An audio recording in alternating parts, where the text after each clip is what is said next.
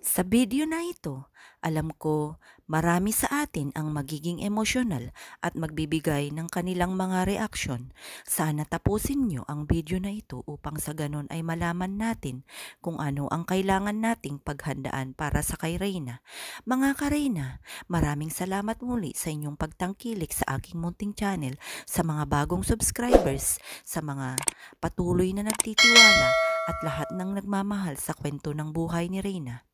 Eto nga't ating panoorin ang sinabi ni Mama Roda patungkol kay Reyna. Yung pabahay para kay Rina, ang ganda nga ng bahay. Oh, may nag-message sa akin, may pabahay daw kay Rina. Para hindi na kayo mag-rent ng apartment dyan lang sa Dait. Sino pong makakasama ni Rina sa bahay? Yacht Master. At saan pong bibili ng lupa? Ganun po ba? Bibili ng lote para sa kanya? Tapos patatayuan ng bahay? Papauna ko lang po, hindi po kami, lagi ko po sinasabi sa inyo, hindi po forever nakasama ko si Rina.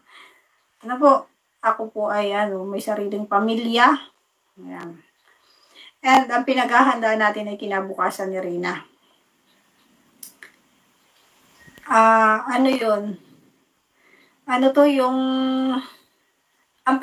Ang inihahanda natin ay kinabukasan ni Rina para matuto siya ng makaya niya yung sarili niya, na siya lang, maging independent siya. Yun po yung ipinopokus ko. Iwan ko po dun sa mga pabahay. Hindi po talaga kasi ako nakaano dyan. Isipin niyo po kung magpapabahay kayo kay Rina. Sino po ang titira? Sino yung makakasama ni Rina? Para lang sa akin, mas unahin siguro natin yung kalusugan ni Rina. Hindi niyo po alam kung gaano kahirap na i-manage si Rina kasi hindi niyo siya nakakasama araw-araw. Ako po, 24/7 alam ko yung hirap kasi halos magwa 1 year na po siya sa akin.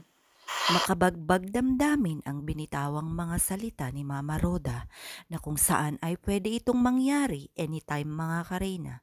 Kaya naway ihanda natin ang ating mga sarili. Alam ko marami sa atin ang magiging emosyonal kung mangyayari man ito.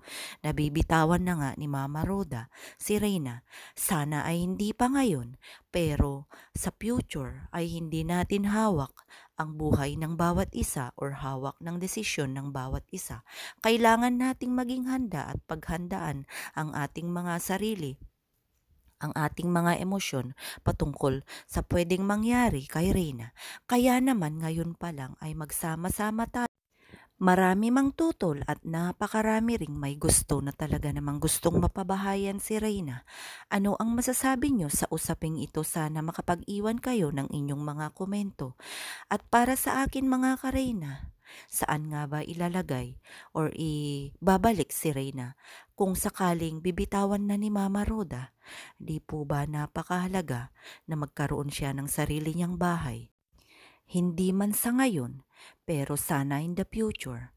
Hindi man natin kaya sa ngayon na pabahayan si Reyna, pero mahalaga ang bawat ambag ng bawat isa. Maraming salamat po.